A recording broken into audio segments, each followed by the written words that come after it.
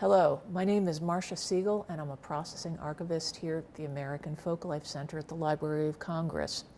I'm talking to you today about the care, handling, and storage of audiovisual materials. One thing to keep in mind when you're working with audiovisual materials, as with any archival items, you do want to work at a certain pace. Don't do anything in a rush. Don't act in a hurry, because you might bobble the materials. You could drop something very easily. So go forward in a smooth, easy, steady pace. When you're handling AV materials, don't let your hands touch the actual recording. It could be an audio disc, it could be an audio tape, it could be a wire recording. The oils on your hands could transfer to those media, and you don't want to let that happen because it could cause degradation in the long run. Also, keep in mind that any number of items, especially audio tapes, were created with a chemical process, and they have chemicals in them, and it's probably better that you not touch those surfaces anyhow. They're not dangerous, but they're not exactly something you want on your hands to begin with. When you're storing AV material, you want to store things in such a way that they are safe, that they won't topple over, that items of the same size are next to each other. But also you want to keep in mind the environment and where your building, where these items are stored, is located. Do you live in earthquake country? Do you live in Tornado Alley? Do you have yourself working in a building with these materials stored that is at the foot of a hill where water might drain down the hill? Does the roof leak? These are some things to keep in mind. So without any major expense, you can keep certain details in mind. Keep in mind, keep things off the floor. Keep things away from the ceiling.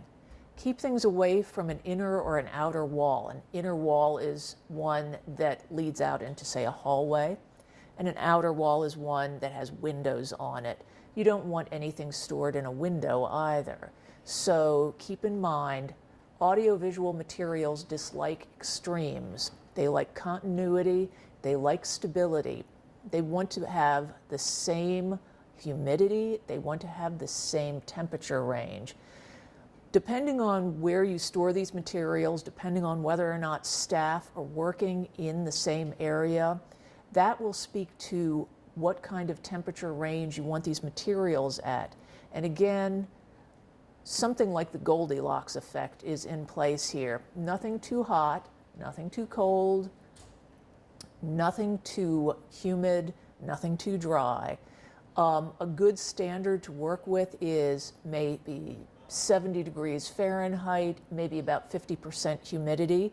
This is not a hard and fast rule, but it's good to keep track of. You'll want to have some sort of device in the room to measure the heat and the humidity to keep them, those materials at the same temperature and humidity level, because when there's heat and humidity fluctuations, you will have fluctuations in the physical form of those materials.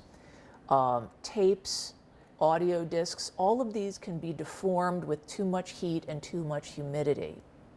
So please keep that in mind when you're storing materials, and remember to have some sort of device in the room that can measure the heat and the humidity. Also, with the building, you can never tell just what could happen with the building. You know, the roof might be just fine, the ceiling might be just fine for now, but check the storage spaces on a regular basis. Check it on a daily basis if you can. Check it every few days if it must be every few days.